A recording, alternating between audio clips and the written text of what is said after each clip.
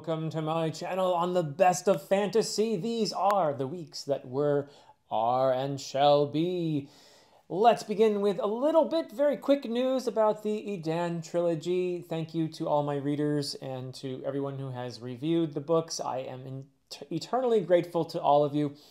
There is still no exactly firm news in terms of a date for the release of the first audiobook of The Way of Edan as narrated by Alan from the Library of Alexandria. But once again, I think as I said last time, I'm pretty sure we're going to be seeing it this summer, possibly in July, but definitely by the end of the summer. I think that is fair to say. I am very excited for that. I have heard a lot of Alan's narration, and it is just incredible.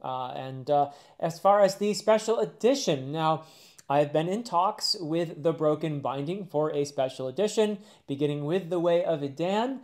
I think we're going to have more and more firm news coming out of that. I've been talking with Patrick Leo, who does a lot of the art direction for The Broken Binding. So I'm really excited about what's going to be happening with this special edition. That is something that also might be happening a little bit later than the audiobook, but probably toward the end of the summer. I think we might have, or long before then, I'll have some things to show you, I'm sure, some of the art and things as I get things. I'll be showing them off excitedly, and hopefully there'll be lots of people out there who are interested. I am just hoping that we are going to be able to produce a beautiful book, and that is in fact what The Broken Binding is all about, is the production of beautiful books, special editions that are at the same time still affordable. They do incredible work there at The Broken Binding, and I'm very, very grateful to be working with them on that special edition. Now on the channel, what have I been up to? I did a review of the book that broke the world. That is the second book in the Library trilogy by Mark Lawrence, who happens to be one of my favorite authors of all time. And I just loved the second book in this trilogy. It builds beautifully on the first. It has me on the edge of my seat waiting for book 3. It has everything that I wanted and more. I just adored my time in that world, with those characters, with the ideas that Mark Lawrence is exploring in the way that only Mark Lawrence can do. I'm amazed at how he can make me keep turning those pages and at the same time keep my mind so stimulated. It's amazing. It's a rare combination to have. A lot of great authors are those who provoke thought, but then there are others who are just telling a great story, a page turner, and I love both kinds, but Mark Lawrence somehow is able to combine both of those qualities, and I thoroughly enjoyed the book that broke the world. Also, I have been doing more of my One Piece journey, and with the advice of a lot of the people who watched my initial videos on One Piece, I went ahead and read the G8 arc. This is a filler arc, if you're not sure what filler means, like I wasn't sure. Filler is sort of a non-canonical in the sense that it wasn't written by Oda, the person who created the manga. But though it is part of the anime, it is not something you would find in the manga. Therefore, I thought it would be a good choice for me to check out the anime, which I'm very curious about. And I've also checked out a few episodes, a few snippets from here and there. There are little clips available on YouTube. So I had a really great time watching the G8 arc. There was some dialogue, let's say, about whether a dubbed version or a subtitled version is the way to go. Frankly, I think both are absolutely fine. Both have their strengths, and they are both legitimate ways of engaging with One Piece. As, of course, would be the manga versus the anime. These are wonderful, different ways that people can engage with this incredible story. I'm really enjoying my time with One Piece and engaging with people in the comments of those videos. And now I'm really excited to be moving on to the Water 7 saga, which, by all accounts, is one of the greatest sagas in the entire thing. I'm really excited. A lot of people have been telling me what a great saga it is. I'm going to probably be reviewing it, though. For those of you who are following my One Piece journey, I'm going to be reviewing the Water 7 saga and probably all the sagas going forward by arcs. So I'll be putting out a video mostly arc by arc, I think. Let's see how it goes. But I'm going to start reading Water 7 saga as soon as I finish my current read, which I'm almost done with. So actually, I probably will start the Water 7 Saga later today, and I'm really excited. Today, as in the day I'm recording this, not the day it's coming out. So you can look for my initial reactions, thoughts on the first arc, probably of the Water 7 Saga relatively soon. And now I'm also doing a series on the channel with AP Canavan from A Critical Dragon, none other than my nemesis, Professor Fireballs, as I like to call him. And we're having a grand time with the series that we're doing about how to analyze stories. And we are just breaking down basically what we would do with our students in terms of how to approach stories and to analyze them in ways that we find to be enriching and meaningful. So we're talking about aspects of storytelling such as the narrative perspective and the characters and the setting and symbols and themes, and we're breaking it all down in a way that is hopefully helpful for anyone who wants to review or discuss stories.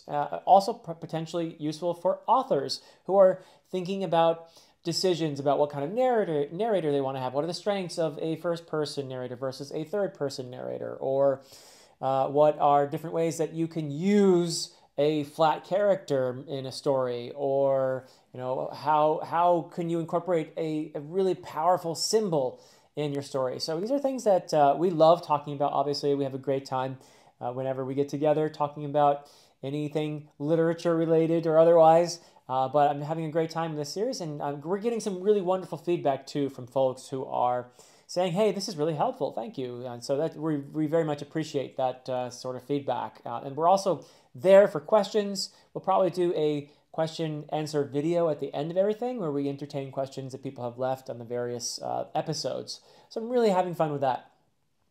And I also have been doing my usual activities on the channel with Dear Dr. Fantasy. I had an episode with Mike from Mike's Book Reviews.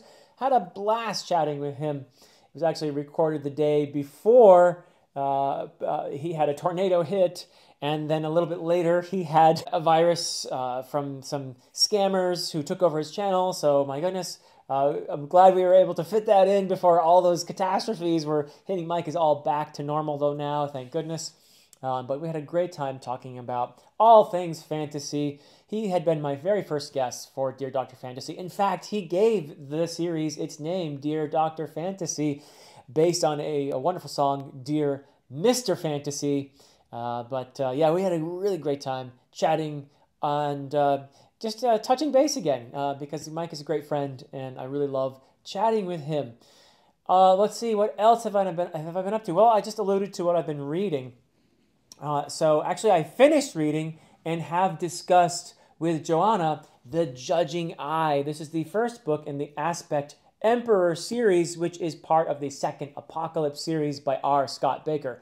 So the first series within the Second Apocalypse series is the Prince of Nothing trilogy, which is followed by a tetralogy, a 4-book series that is called Aspect Emperor, and it begins with The Judging Eye. So Joanna and I read this and discussed it together. That video is already out. It's on her channel if you want to check it out. If you're an R. Scott Baker fan, man, R. Scott Baker is a brilliant writer. I don't think there's any disputing it. He is just an absolutely brilliant author who does some amazing things with his prose.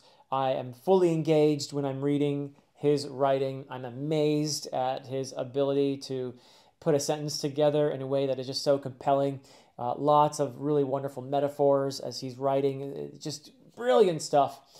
I will say that this is one of the bleakest series you can read. I've read some grimdark, and if you read Abercrombie's, grimdark, if you want to call it that, and I think that's probably apt, but it's alleviated by the humor. Not that R. Scott Baker does not have a sense of humor, but humor is not really a terribly prominent aspect of this. But the world is just so bleak that he's exploring. It's a very patriarchal, brutal world where basically you have people who have power who are brutalizing everyone else, and then you have the people who are being brutalized, and there's really not much in between. And it's all about, there's some deep philosophical themes in here about human nature, about our free will or lack thereof, and just incredible nods as well to some very established fantasy. Lord of the Rings it's obvious that R. Scott Baker is having fun with his Lord of the Rings nods in here, but in a way that is pretty awesomely subversive. So Baker is just brilliant. I really, I said to Joanna that I can't say I enjoy reading his books, but I'm amazed. I'm in awe of his books, and I'm fully engaged as I read them. So enjoy just seems like the wrong word, though, because it's very, very bleak. And as Joanna said, I think really well during our discussion, Baker leaves you feeling very exposed. Like he really just, he flays people and exposes us right down to our bones, and there's just no hiding from our most primal, basic aspects of us. I mean, it's just so really well done. If that doesn't sound pleasant to you, it's not a series you read to feel happy. It's a series, though, that I find to be very compelling.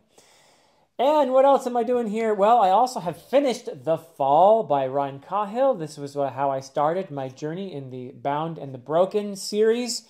And I had a real blast with this. Very big contrast, by the way, with R. Scott Baker. There are dark things that happen in the Bound and the Broken, I'm sure. But this is much more heroic. This is much more traditional, with the emphasis on good and evil, where the lines are fairly clearly drawn.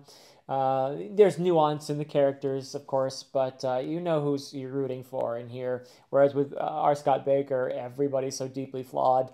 But yeah, Ryan Cahill, I'm enjoying myself with his series so far. In fact, I'm almost finished. This is my current read, in fact, of Blood and Fire, the first full novel in the Bound and the Broken series. And I am having a really fun time with this. Very big contrast. I love how fantasy has such a range. You have these deep, philosophical, beautifully written books like R. Scott Baker's.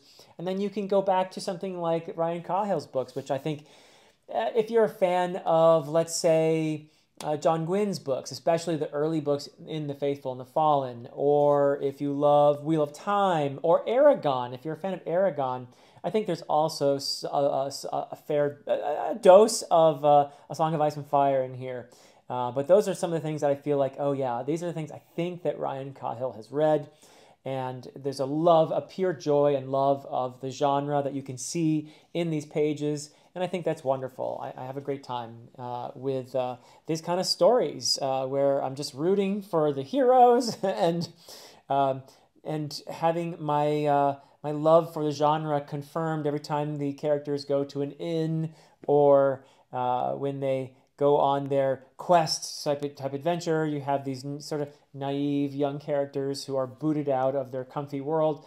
I love that sort of thing. And I love how Ryan Cahill unashamedly engages with these wonderful tropes. And for me, a trope is not a bad word at all. It's simply a tool that can be used or well or not well. And Ryan Cahill's doing a great job with those tropes. And after that, by the way, I will be, let me not forget, I will be in a discussion of these two books, The Fall and of Blood and Fire, with a great group of people. That includes John from Talking Story, and also Christopher from Christopher Navo, and also Mike from Mike's Book Reviews, because Mike is the person who really inspired so many of us to give this series a try. So I thought it'd be cool to invite him to the discussion as well. So he's going to be there.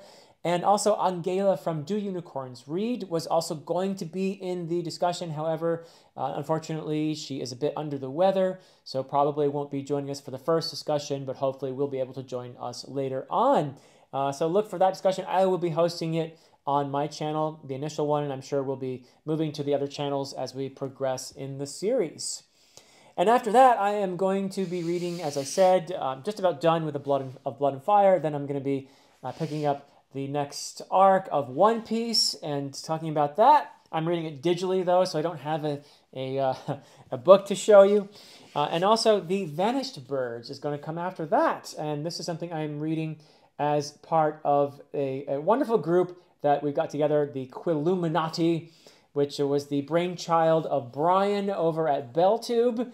And John from Talking Stories, part of that, and Mike from Mike's Book Reviews. The four of us geezers are getting together. We're going to talk about this book here, The Vanished Birds by Simon Jimenez.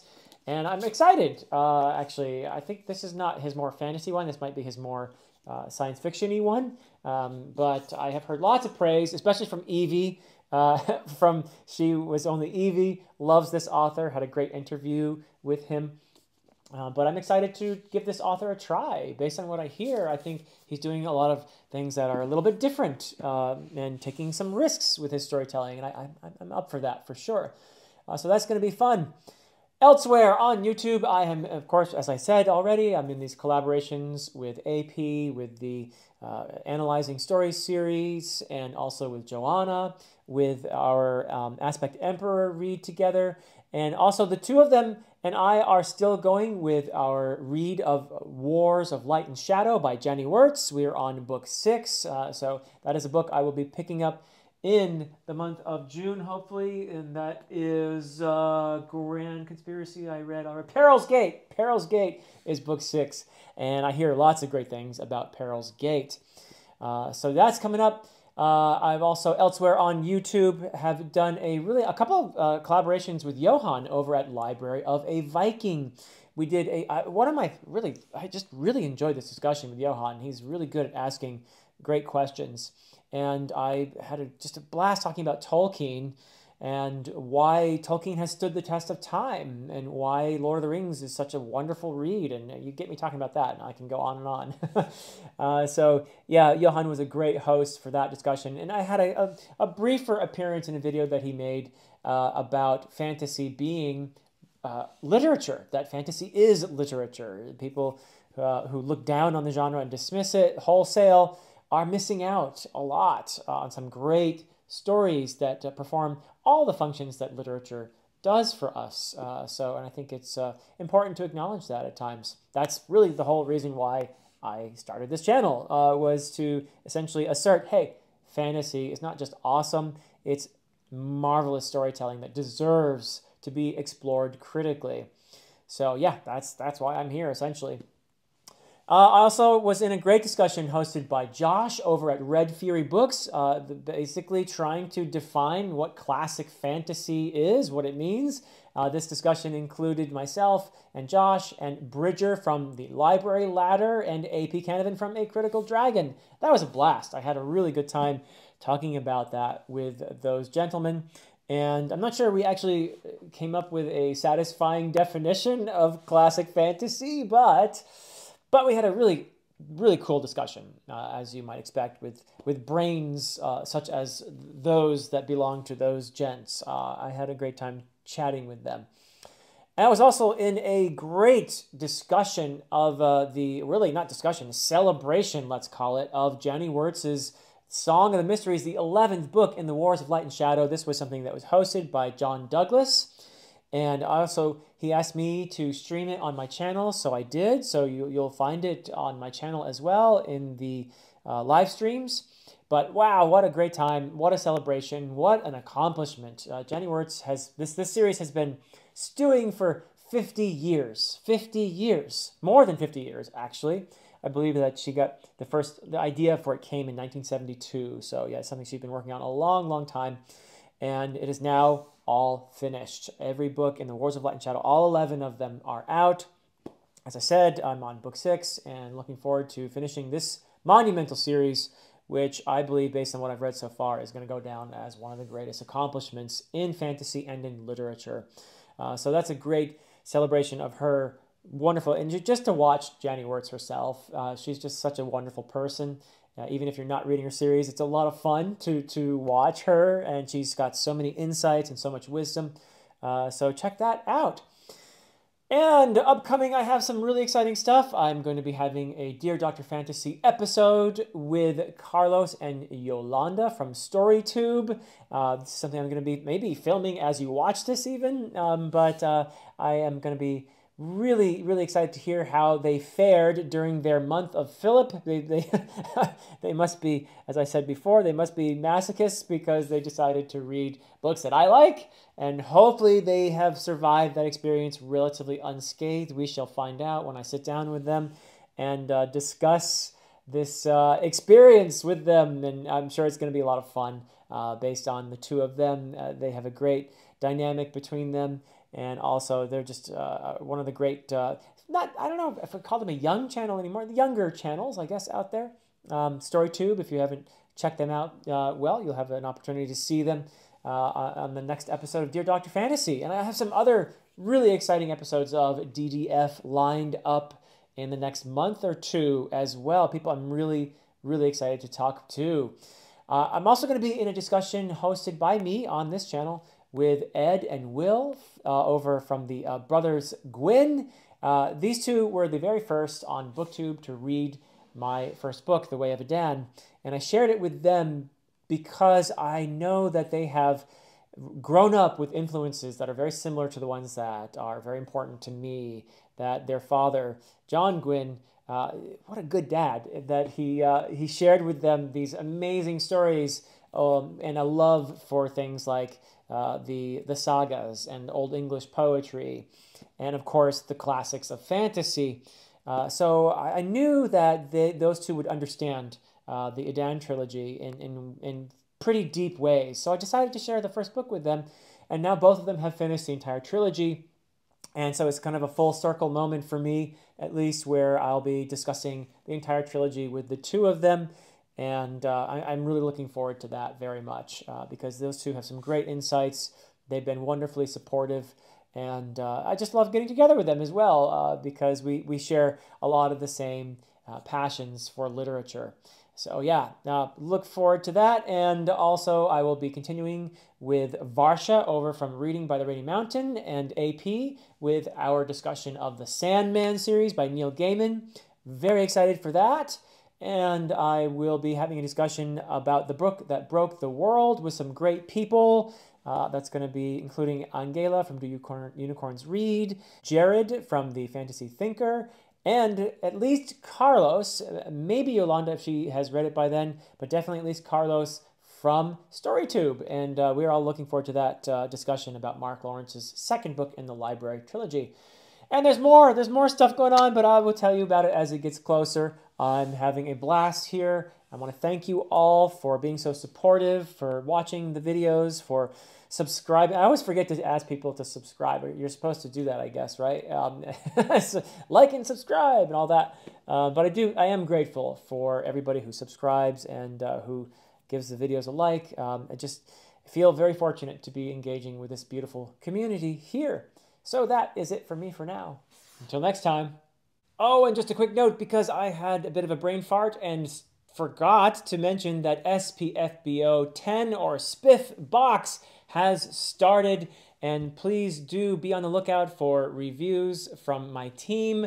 That includes Angela from Do Unicorns Read, and also Abel Montero, and Sam Harrison, and Brian Bell from BellTube, Matt over at Go Read Books, and Von Roycroft. So there, I will be making announcements and sharing videos as they begin to review all those exciting books over from Spiff Box. And that is really it from me for now.